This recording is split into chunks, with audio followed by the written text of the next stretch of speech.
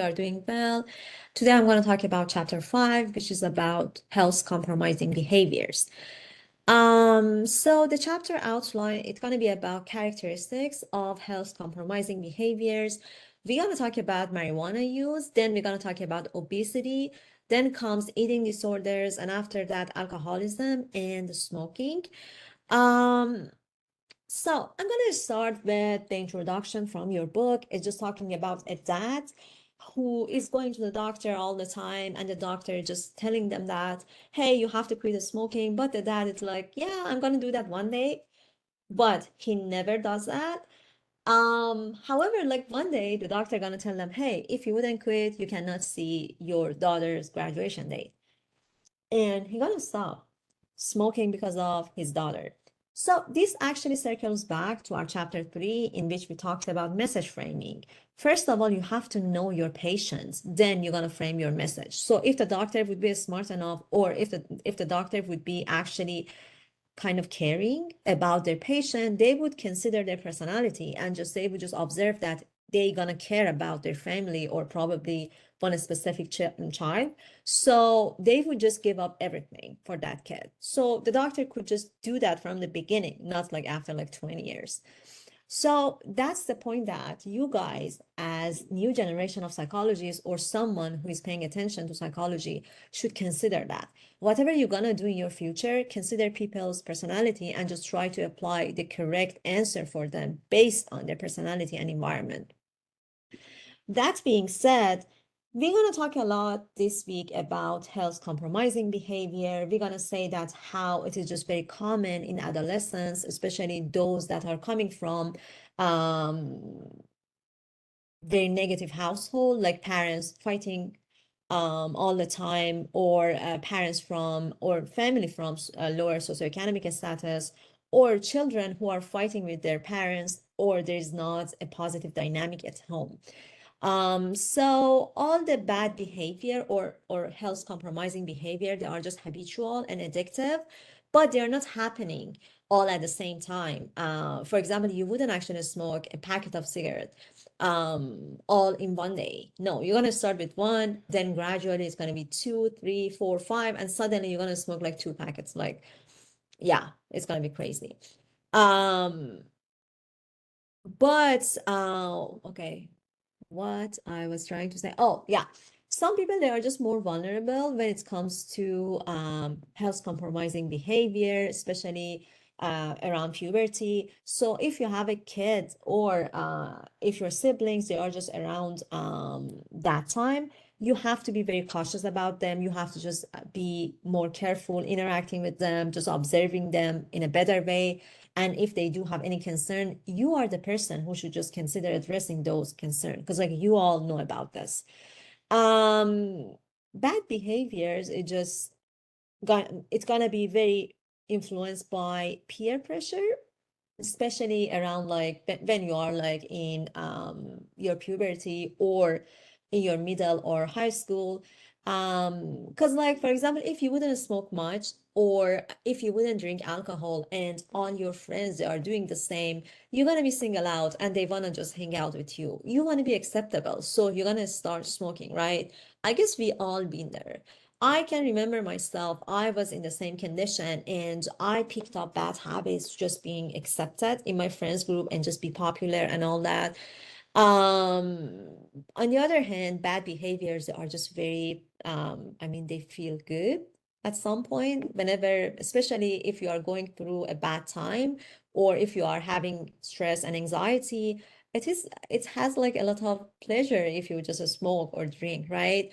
I can understand those people who are working long hours outside of the school, and they have to do schoolwork, right? So they cannot sleep well. They do have a lot of anxiety. So of course they're gonna go for alcohol, or I don't know, smoking cigarettes, or all that.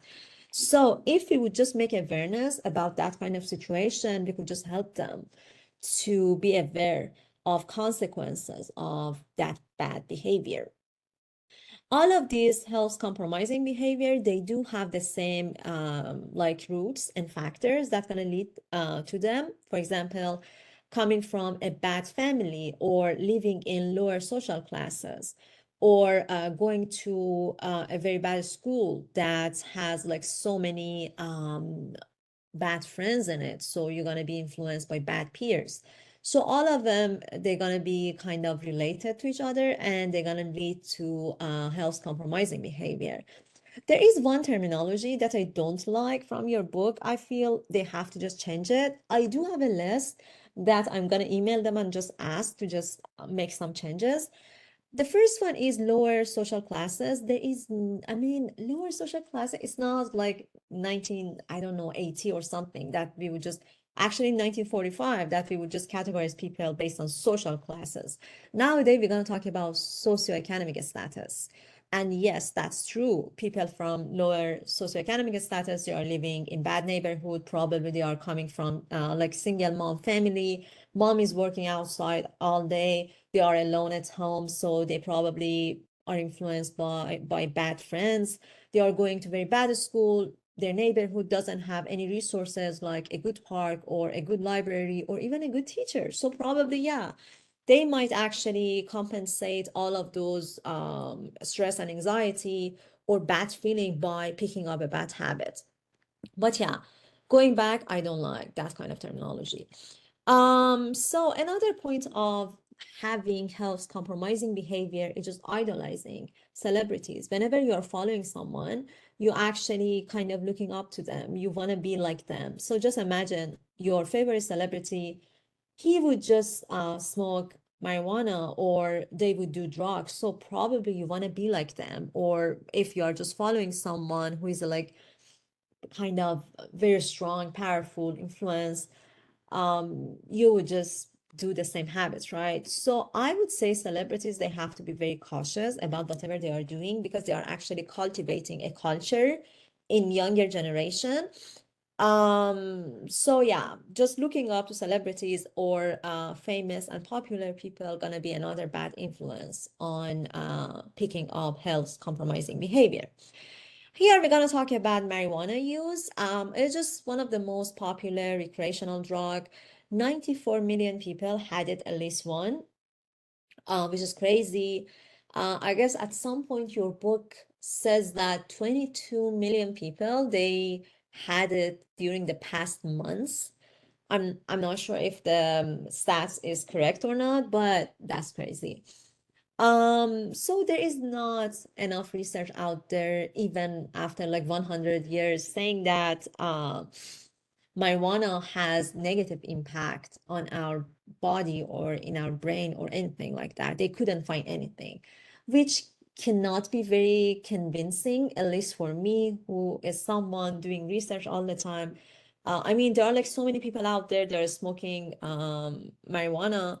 So just observing them and just understanding whether they're gonna be any impact on their brain is not that much hard. I don't know why scientists or people in the medical field they are not addressing this concern, because so many young generation they are doing that, and just knowing the side effect or bad effect can help us a lot to just either prevent that or if it doesn't have any bad behavior, at least we're going to be honest and we're going to say that it doesn't have any bad behavior.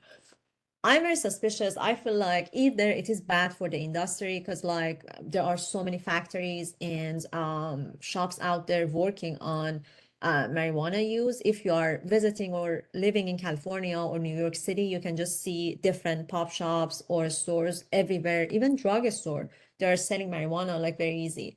I mean, I was literally shook, seriously, the first time I moved in California, then in New York City. And in New York City, it was just very crazy for me because like I could literally see pop shops like in the street.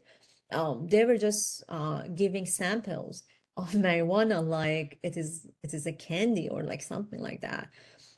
It shouldn't be like that, I would say. Because like we talked about social engineering all the way. We said that governments, schools, policymaker, they should just see the bigger picture and they should just prevent causing this kind of problems from the beginning. So if it is like that much easy in some states, and if it does have bad consequences, it shouldn't be that much accessible. That's my point.